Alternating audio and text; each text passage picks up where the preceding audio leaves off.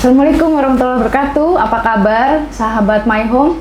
Hari ini saya sedang ada di Kota Serang, tepatnya di perumahan Arsolen yang dikembangkan oleh Arsol Group Nusantara, dan saya sudah bersama Pak Andre. Kita langsung saja ngobrol nih dengan Pak Andre, apa Arsolen ini dan bagaimana proyek ini lebih lengkapnya. Terima kasih Pak Andre sudah menerima kami di rumah ini. Kita sedang ada di show unitnya nih, kecil tapi sebenarnya kalau nanti kita lihat ya, ini ceilingnya tinggi sekali dan desain depannya itu bagus banget loh ininya.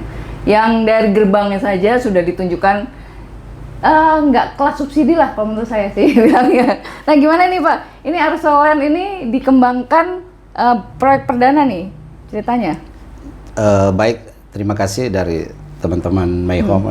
Sebenarnya konsep Arsolen di Kota Serang ini kami ilhami ketika saya membangun rumah subsidi pertama di kampung halaman saya di Gorontalo.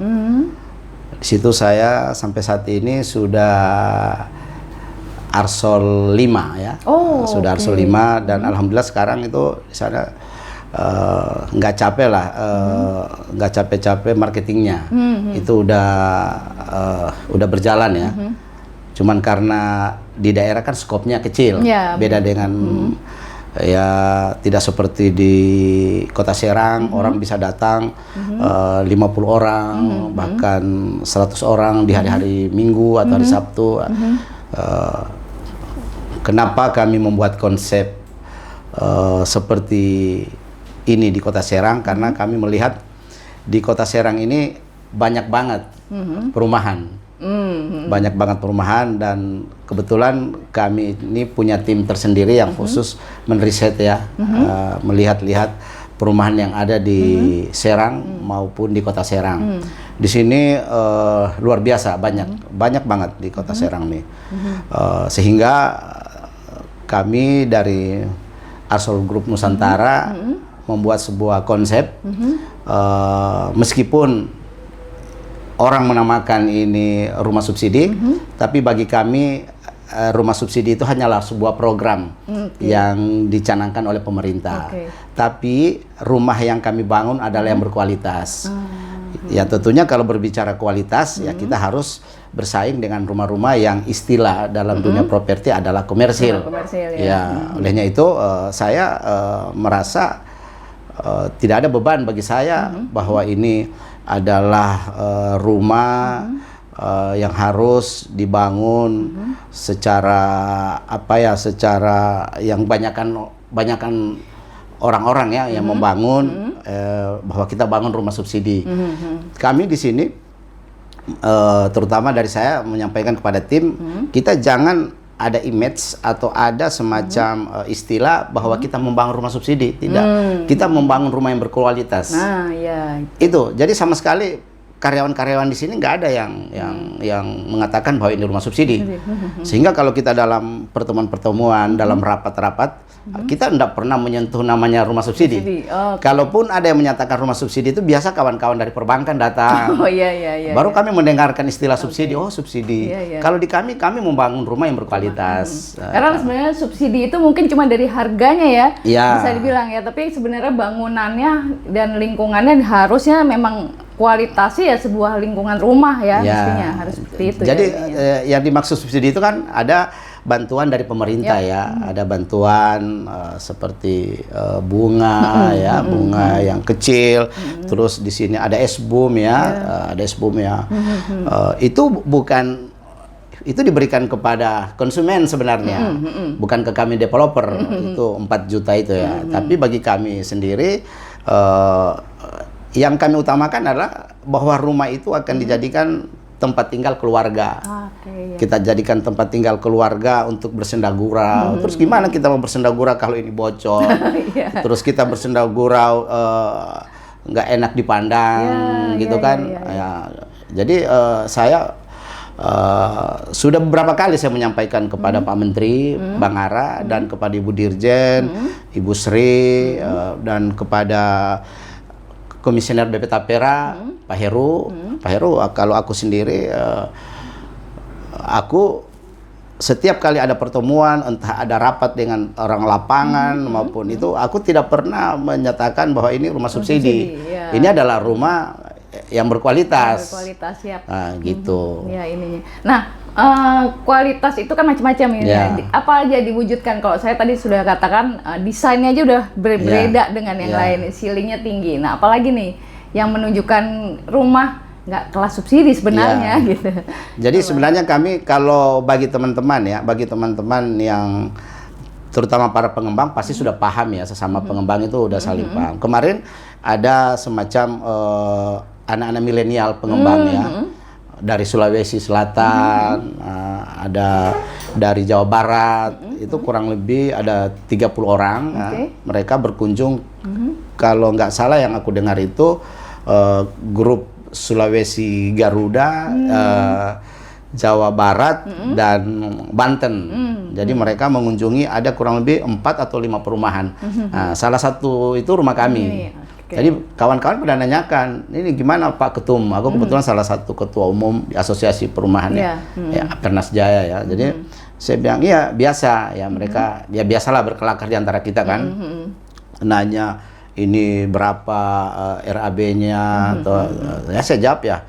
Aku enggak perlu menyampaikan begitu, apalagi aku harus menyampaikan untungnya, nggak mungkin. Karena itu rahasia dapur dong. Itu rahasia dapur kami. Tapi yang jelas rumah ini Arsol Group Nusantara itu akan membangun di seluruh Indonesia. Kalaupun saya mendapatkan lahan yang maksimal untuk bisa kita membangun, ya kita akan membangun dengan gaya-gaya seperti ini. Mungkin kita angle-nya kita pertama adalah kualitasnya. Terus yang kedua adalah tampilannya kan. Konstruksinya harus kita utamakan. Mbak kalau lihat dari rumah kami, sengaja kami bikin ada kaca di depan situ, begini. Terus di sini ada lampu. Ini kalau kita pakai lampu yang gaya modern sekarang, yang dilihat dari bawah gitu besar. Itu kalau dilihat dari luar indah banget. Oh iya, karena sehingga ada itu ada kaca. Kaca keluar. Itu banyak teman-teman nanyakan apa itu fungsi kaca. Saya pikir itu fungsi kaca itu pertama di malam hari akan membuat rumah kita itu indah. Terus di luarnya juga kami pakai juga lampu tempel gitu kan, sehingga bagus kelihatan gitu kan. Sehingga image bahwa ini rumah subsidi itu nggak ada. Dan alhamdulillah kami di Arsol Group itu ya nggak ada menganggap bahwa ini perumahan subsidi, kita harus bikin rumah yang bagus. Rumah bagus, pokoknya rumah memang yang harus layak huni, ya istilahnya kalau tetangga berisik kita nggak kedengeran lah ya. Nah itu karena double dinding ya. Kami memang double dinding. Pak Menteri waktu datang, beliau langsung ke WC. Langsung cek, terus sambil ketuk-ketuk. Pak Menteri nih Bang Ara ketuk-ketuk, terus dia wah. Ini double dinding, Ketum, sambil berkelakar sama saya, gitu. Klosetnya juga duduk ya? Ini kalau ini memang cuma rumah contoh ya, tapi klosetnya itu standar, jongkok. Karena kloset duduk itu kan gimana? Itu selera. Harganya juga tidak seberapa, ya kan? Itu bisa diganti sama mereka kan, gitu. Tapi kalau untuk mereka untuk merenovasi ini, udah nggak ada mereka bisa merenovasi, kecuali dia nambah. Kayak yang di depan tadi ya, dia bikin pagar di situ kan. Tapi kalau untuk merenovasi, udah nggak bisa direnovasi. Udah nggak perlu renovasi lah sebenarnya. Karena udah maksimal kami bikin. Karena ceilingnya tinggi berapa meter ini tinggi? Hampir 3,5 meter. Wah, jadinya walaupun kecil tapi ya nyaman sih sebenarnya. Dan sengaja Mbak bisa perhatikan di bagian depan kami bikin memang segi 4 ya. Biasanya mohon maaf ada rumah yang di sini dibuatin itu kan ada WC kan, sehingga jadi sempit kelihatan rumah. Kalau kami bikin langsung segi 4 aja. Memang untuk menciptakan sebuah model yang begini tuh kami ya tentu lebih mengutamakan estetikanya. Estetika juga ya ininya. Tapi tidak mengurangi juga hanya estetika yang hanya cuma tampilan, tapi memang kualitas materialnya juga ya. Kualitas material kita jaga. Contoh catnya aja. Catnya ini Mbak bisa tanya di toko. Ini cat tidak langsung dibeli dalam bentuk jadi begini. Ini harus dicampur lagi. Jadi warna khusus Arsolen nih. Jadi dicampur lagi dia. Oh iya. Dan itu cukup ya harganya lumayan lah gitu kan. Lumayan. Terus kalau dindingnya berarti pakai bata ringan? Ya, dia bata ringan Dinding yang bata seperti ringan, dilihat bisa tadi double ya. ya. Terus lantainya? Lantainya ya standar lah, yang 40 ya. Oke, 40 cukup besar loh. Kalau itu rata-rata kan 30-30 ya, ini 40. Jadi, Oke. Karena memang kami gimana ya, kebetulan juga Mbak, aku ada di luar kota perumahan ya, di Sulawesi, tepatnya di Gorontalo. Memang kualitas dan harga material itu memang di Jawa masih murah. Tapi di Jawa itu kita kalah bersaing di harga tanah dengan di daerah. Kalau di daerah kan kita masih murah. Masih murah, kalau di sini ya itulah ada plus minusnya ya. Gitu. Terus juga kusennya udah pakai aluminium. Iya, semua. Wah, di atas baja ringan, ya kan. Jadi ya kita berusaha dari Arsol Group Nusantara itu, orang yang beli rumah kita itu pertama dia merasa nyaman, yang kedua dia tidak perlu ada uang ekstra lagi yang keluar. Oh iya, untuk renovasi ini. gitu Kami bikin sedemikian rupa, kecuali mereka ada penambahan ya, kayak di kanopi belakang, yang belakang ya, itu kan ininya. tinggal mereka gitu kan. Ini juga saya lihat dari depan gerbangnya juga bagus besar nih, jalan juga besar nih. Memang gerbangnya itu ya kami bikin seperti kalau kita ke perumahan-perumahan komersil yang besar ya. Ada gate-nya juga. Gitu kan. Nanti ada gate terus ininya. Ada pakai kart jangan-jangan nanti. Kita cukup gate karena gimana ya, kita memberikan kesan bahwa orang tinggal di rumah subsidi itu tidak seperti banyakkan orang bilang bahwa semraut lah, tidak rapi lah. Nah, kita perlihatkan di sini karena kenapa? Kami ada edukasi. Para penghuni di sini pun kita akan rangkul bahwa kita itu menumbuhkan rasa kebersamaan, terutama mencintai kebersihan. Gitu. Jadi, supaya rumah tetap terlihat bagus ya. Ininya. Itu juga jalan utamanya juga besar ya? Iya, itu RW berapa? Itu 12 meter lebarnya.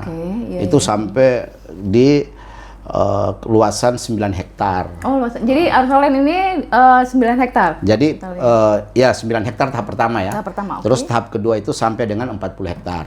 Tahap ketiga itu sampai dengan 100 hektar. Waduh, itu bisa dibilang mini township tuh, kalau bisa sampai 100 hektar ya ininya ya.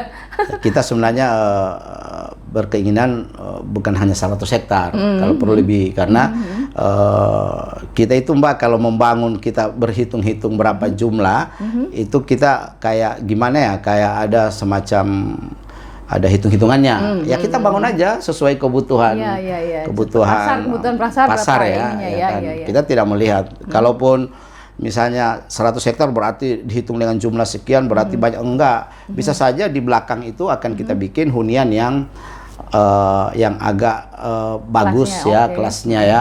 Contoh seperti misalnya luas lahannya 500 meter gitu. Iya. Karena ini arah kita bisa bilang karena dia berbukit-bukit kan dia. Berbukit lah ya. Jadi dia sejuk ya. Kalau malam di sini luar biasa dingin kalau malam. Jadi serasa di puncak mungkin ya. Iya, benar Mbak. Ini mungkin puncaknya Serang ya, bisa dibilang. Iya, dia agak tinggi kan di sini nih. Oke, iya. Agak tinggi. Nah, ini kita ada di tipe 30-60. Iya, ini 30-60. Hanya satu tipe ya, Pak ya? Iya, hanya satu tipe. Untuk sementara ini di posisi sama untuk di 210 unit, nah, itu sudah kami putuskan itu di tipe 30-60. Di yang tahap kedua yang sampai dengan 1.500 itu memang kita lagi berdiskusi ya kebutuhannya pasar gimana ya.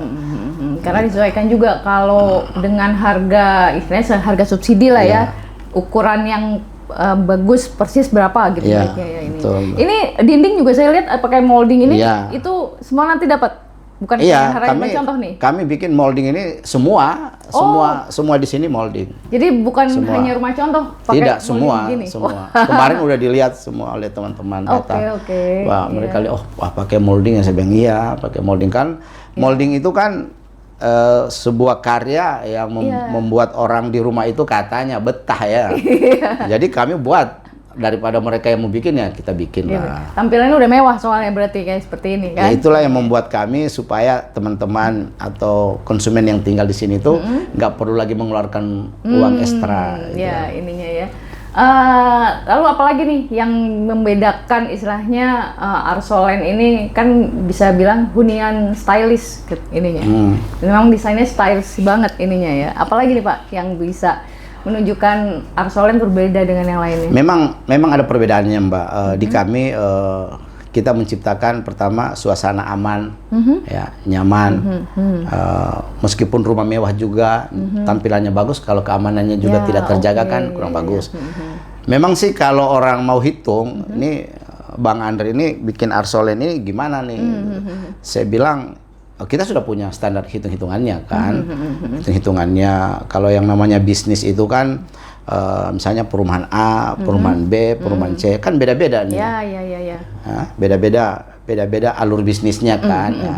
Tinggal teman-teman mungkin akan membedakan dengan perumahan lain. Kalau di kami itu yang seperti yang saya bilang dari awal, pada saat kami membangun di Serang ini, saya bilang jangan sekali-sekali kita mengeluarkan istilah rumah subsidi. Kita bangun rumah yang bagus, yang berkualitas. Dan jadi harganya yang terjangkau, jangan subsidi juga ya. Jadi ketika marketing kita menjual, dia bilang, ya Pak, ini Arsolen.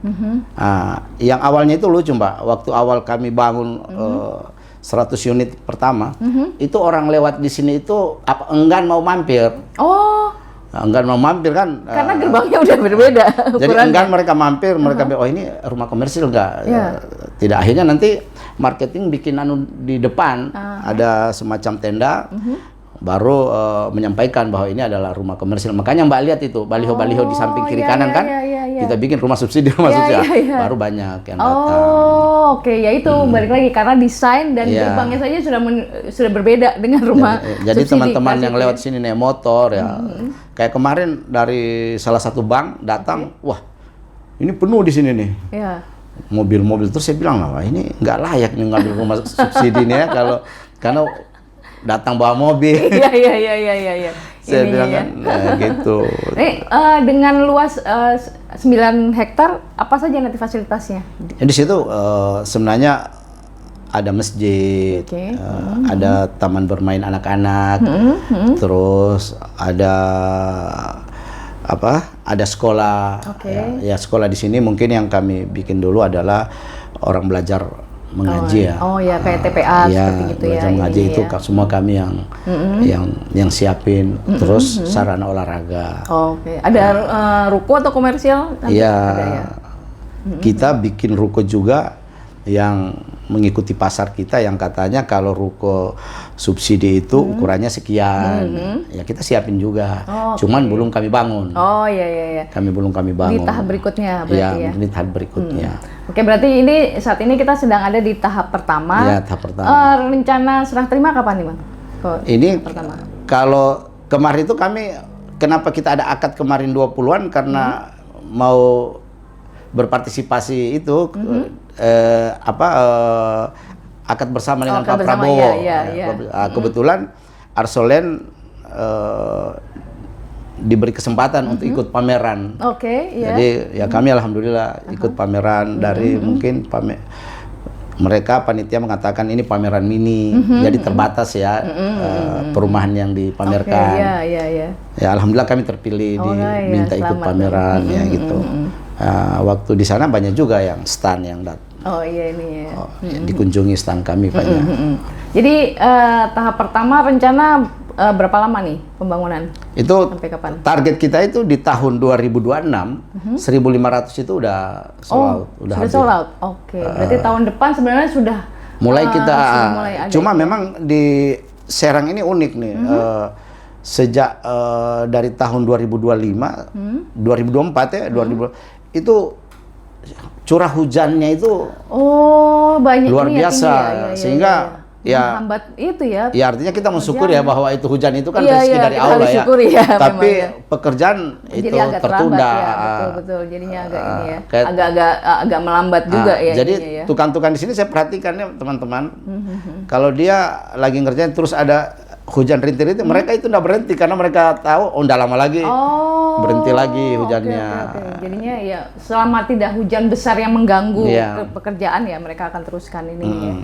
Berarti tahun depan ada 1.500 yang akan dibangun. Dan saya sih udah lihat udah ada beberapa sih sebenarnya yang udah banyak lah ya, udah banyak. Ya. Kemarin sebenarnya waktu 100 unit pertama itu sebenarnya kalau mau dilihat dari syaratnya di sini itu kan sebenarnya cukup uang booking aja kan. Selebihnya itu kan semua gratis kan. DP-nya 0%. DP 0%. Itu bookingnya itu habis semua. Tapi ketika kita slick, kita bay checking istilah dulu ya. Itu kena semua. Rata-rata call 5, call 4 kayak itu. Iya, itu yang agak menghambat jadinya ya. Betul. Rata-rata mereka kan ikut itu ya, ada online ya, pinjaman online-nya mereka ya. Mungkin belanja online juga ya mereka ya, pay later. Jadi kasihan mereka nggak bisa memiliki rumah. Saya juga kadang-kala lihat dari sini mereka bawa anaknya, dia udah ambil kunci, lihat wah ini bagus mama, aku aja di sini ya, sudah kasih booking ya, booking. Setelah kita cek call 5, call 4 Waduh, ya agak repot gitu. Juga. Kita nggak di luar ini kita lah ya berarti ya. Oke ininya. Itu memang saya juga udah menyampaikan ke Pak Menteri Perumahan dan jajarannya.